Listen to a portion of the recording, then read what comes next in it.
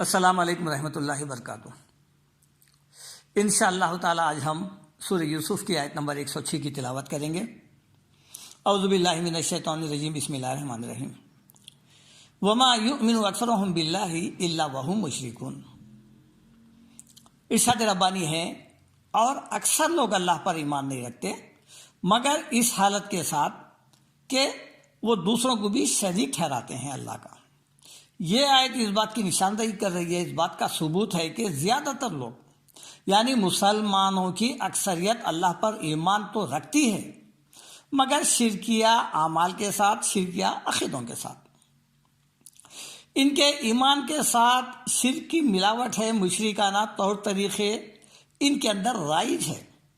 یہ لوگ ایمان کا تو دعویٰ کر رہے ہیں اور پھر ساتھ ساتھ شرکیہ عمل بھی جاری اور ساری ہے۔ یہ حال سارے مسلمانوں کا نہیں ہے بلکہ اکثر کا ہے، زیادہ تر لوگ، کثیر مسلمانوں کا، زیادہ تر لوگوں کا یہی حال ہے، بتا رہے ہیں اللہ تعالیٰ۔ اس آیت سے یہ بھی ثابت ہو گیا کہ اہل ایمان جو کامل سچا مسلمان ہوتا ہے، توحید پرست ہوتا ہے، وہ تھوڑے لوگ اس گندگی کی شرک سے محفوظ ہے اور ان کا ایمان باللہ مکمل خالص ہے۔ یہ توحید پرست ہے، یہ سچے اور پکے مسلمان ہیں، ان کے ایمان میں شرکی ملاوٹ نہیں ہے۔ اس بات کی شہادت کے لیے ہم ایک اور آیت کو اس کے اندر داخل کریں گے، سورہ بقرہ آیت نمبر 8۔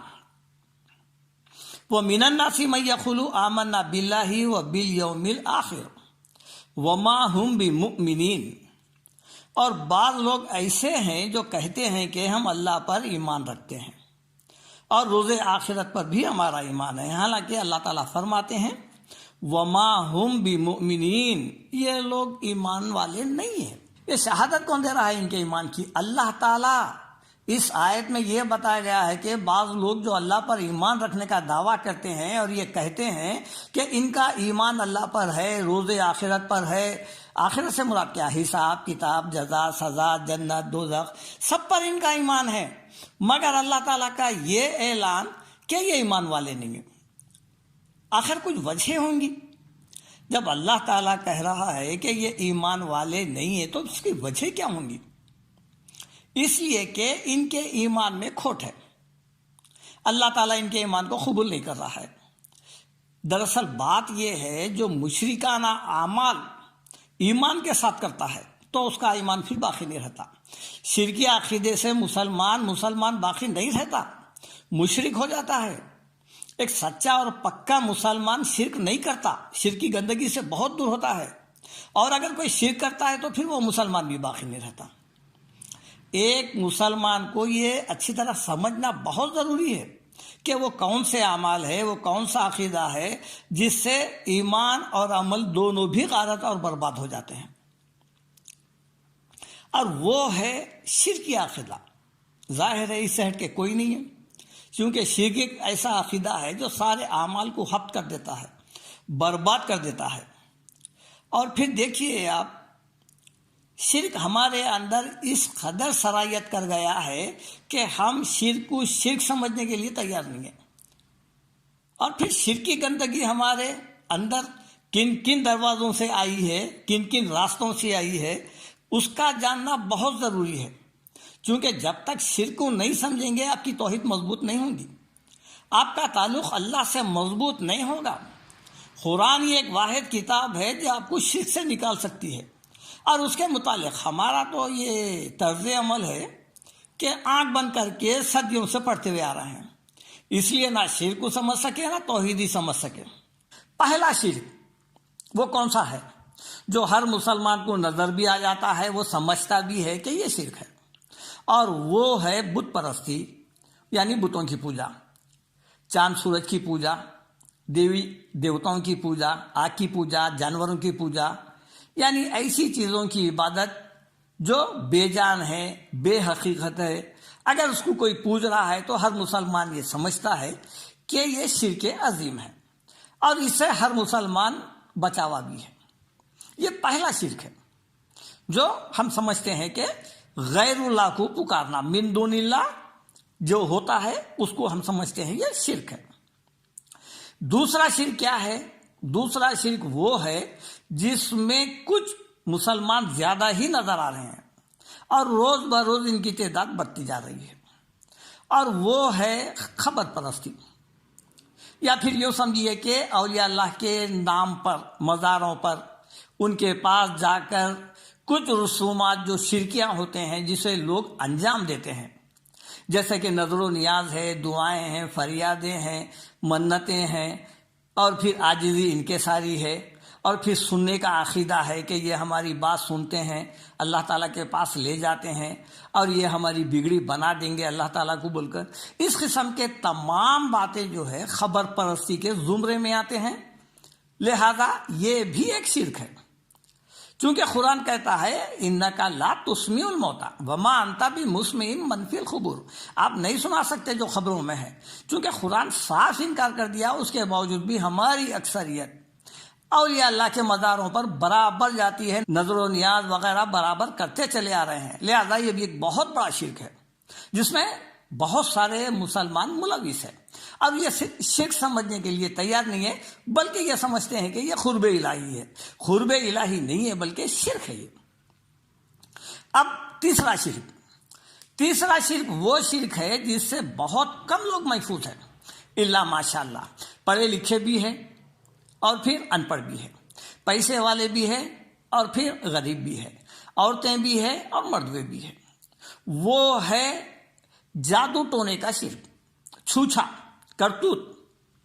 یہ شرک روز مرہ ہمارے آئے دن مسلمانوں کی زبان سے جاری اور ساری ہے، کوئی ایسا دن خالی نہیں ہے جس میں مسلمان اس شرک کا مرتکب نہیں ہوتا۔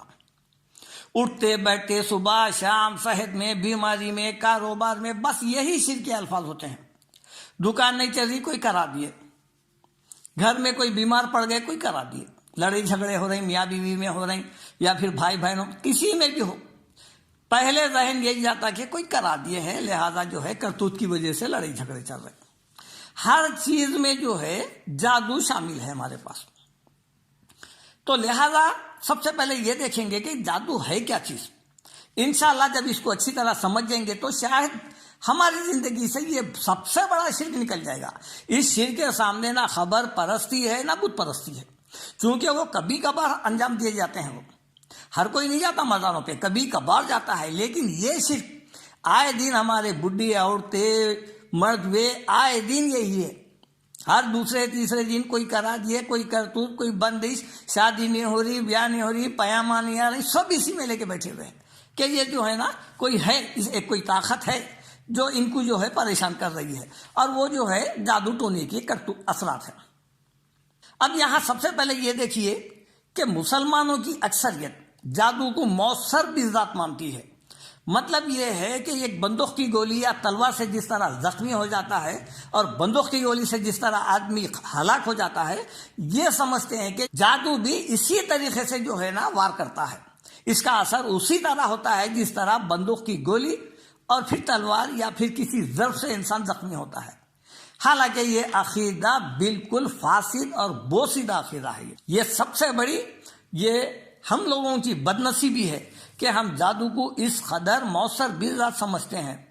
یہی وجہ ہے کہ کئی لوگ جب بیمار پڑتے ہیں تو پھر وہ اپنا علاج دواخانوں میں نہیں کرواتے بلکہ مولاؤں کے پاس چلے جاتے ہیں۔ اس طریقے سے جو ہے وہ لوگ بیوقوف بناتے ہیں، ان کا پیسہ بھی ضائع ہوتا ہے، علاج نہیں ہونے کی وجہ سے یہ لوگ مرض شدت پکڑنے کی وجہ سے اور دوا نہیں ملنے کی وجہ سے خود اپنی موت کے خود ذمہ دار ٹھہرتے ہیں۔ اس طرح ان کی جان بھی گئی، ایمان بھی گیا، نہ ادھر کے رہے نہ ادھر کے رہے۔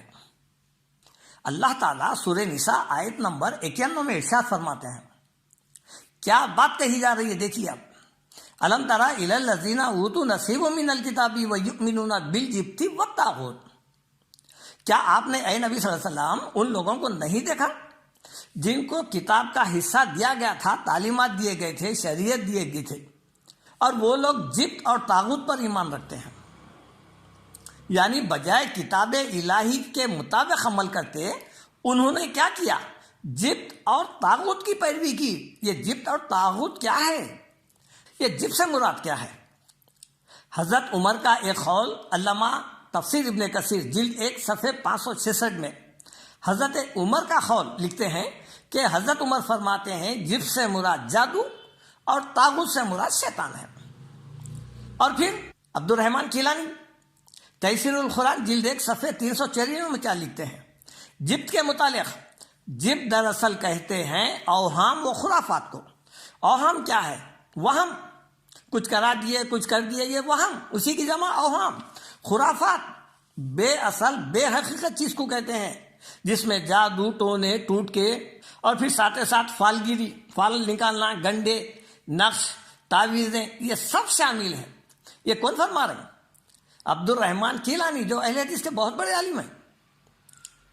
جب سے مراد تو یہ ہو گیا، پھر اور طاغوت سے مراد کیا ہے؟ طاغوت سے مراد ہے شیطان اور جن۔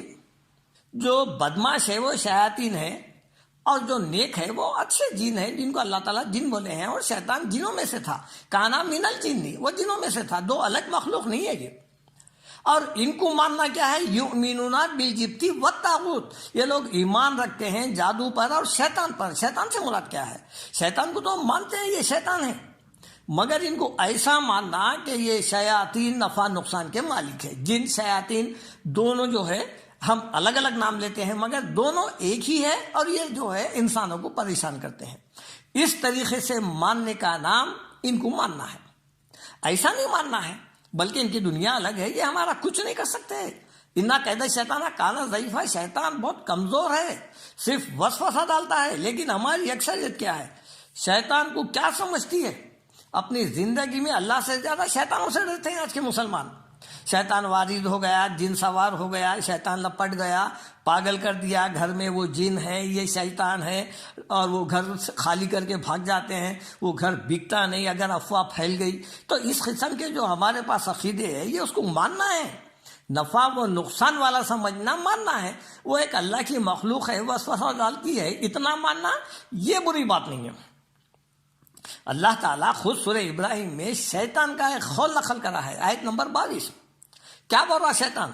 ما کانا لیا علیکم من سلطان، ارے اے انسانوں، میرا تم پر کوئی زور نہیں چلتا تھا، صرف جو ہے وسوسہ ڈالا۔ الذی یوسوس فی صدور الناس، جو لوگوں کے دلوں میں وسوسے ڈالتے ہیں، من الجنۃ والناس، جنوں میں سے، یعنی شیطان اور جن یہ وسوسہ ڈالتے ہیں، اور انسانوں میں سے بھی ایک برا انسان آ کے ورغلا کے لے کے چلے جاتا برائی کی طرف، یہ بھی اللہ تعالیٰ بول رہے ہیں وسوسے کے ذریعے سے لے کے چلے جاتا ہے۔ یہ دو جو لوگ ہیں، اس سے ہٹ کر شیطان کا جن کا کوئی پاور نہیں ہے۔ اب اسی بات کی اور ایک شہادت دیکھیے آپ، سورہ سبا آیت نمبر 41 میں، جب اللہ تعالیٰ قیامت میں فرشتوں سے پوچھے گا، 40 نمبر کی آیت میں جب اللہ تعالیٰ فرشتوں سے پوچھے گا کہ کیا یہ انسان تم لوگوں کی عبادت کرتے تھے؟ کیا جواب دے رہے ہیں؟ دیکھیے آپ آیت نمبر 41 میں فرشتے جواب دے رہے ہیں، شہادت دے رہے ہیں انسانوں کے خلاف، بل کانوا یعبدون الجن، اے اللہ یہ ہماری نہیں، یہ جنوں کی عبادت کرتے تھے، اکثرہم بہم مومنون، اور یہ زیادہ تر مسلمان کیا کرتے تھے؟ اکثرہم، ان کی کثرت جنوں پر یقین رکھتی تھی، ایمان رکھتی تھی۔ دیکھیے جن ہے ہمارا ایمان ہے، ایک مخلوق ہے۔ پھر یہ آیت کا مطلب کیا ہے؟